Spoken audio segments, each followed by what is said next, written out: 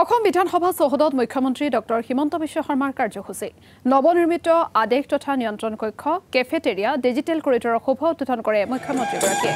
smart খুঁটা আৰু প্ৰাচীন অসমৰ বালিয়া পাথৰৰ একক স্তম্ভ উদ্বোধন কৰে মুখ্যমন্ত্ৰী ডক্টৰ হিমন্ত বিশ্ব শৰ্মাই মুখ্যমন্ত্ৰীগৰাকীৰ সৈতে অনুষ্ঠানত উপস্থিত থাকে অসম বিধানসভাৰ অধ্যক্ষ বিশ্বজিৎ দৈমাৰী অনুষ্ঠানত প্ৰদৰ্শিত সাংস্কৃতিক কাৰ্যসূচীৰ মাজেৰে উজলি উঠিল বাৰেৰহণীয়া লোকগোষ্ঠী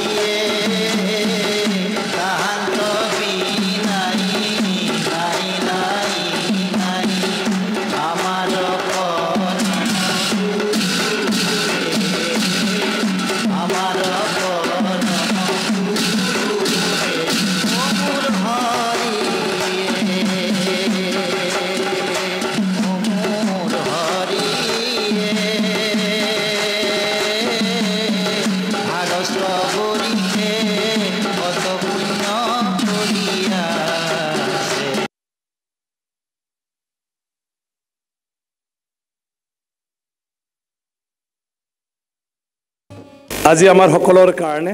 এটা গৌৰৱৰ দিন আজি অসম বিধানসভাৰ চৌহদত আমি প্ৰাচীন অসমৰ এটা চিন হিচাপে 10th centuryৰ এটা ইয়াত পাথৰৰ মনোলিথ স্থাপন কৰিছোঁ সাৰ্ভে অফ ইণ্ডিয়াৰ ৰেকৰ্ড মতে হেয়া কছাৰীসকলৰ সময়ৰ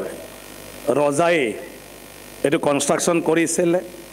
আৰু এটা আমি যেটো মহাভাৰতৰ সময়ৰ পৰা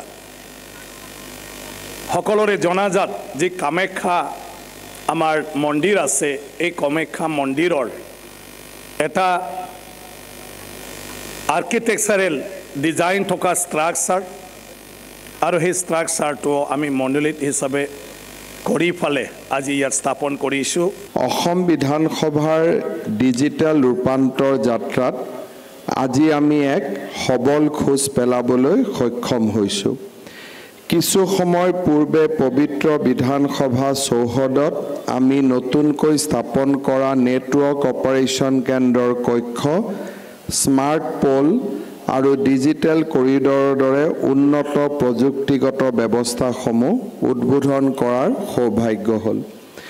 তথ্য প্ৰযুক্তিৰ সৈতে জড়িত এই পদক্ষেপকেইটাৰ লগতে আজি আমি সদনৰ পবিত্ৰ চৌহদত প্ৰাচীন অসমৰ কছাৰী ৰাজ্যৰ ঐতিহাসিক কীৰ্তিচিহ্নৰ স্বাক্ষৰ গ্ৰহণ কৰা নিখুঁতভাৱে তৈয়াৰী আৰু উৎকৃষ্ট ভাস্কৰ্য শিল্পৰ নিদৰ্শন স্বৰূপ এটা মনোলিথ বা শিলাস্তম্ভৰ প্ৰতিৰূপো উন্মোচন কৰাৰ সৌভাগ্য হ'ল এই পদক্ষেপসমূহ কাৰ্যকৰী তোলাৰ বাবে মই বিধানসভাৰ মাননীয় অধ্যক্ষ শ্ৰী বিশ্বজিৎ দৈমাৰী ডাঙৰীয়া আৰু উপাধ্যক্ষ নুমল মমিন ডাঙৰীয়াৰ লগতে বিধানসভাৰ সমূহ বিষয়া কৰ্মচাৰীৰ ভূমিকাৰ শলাগ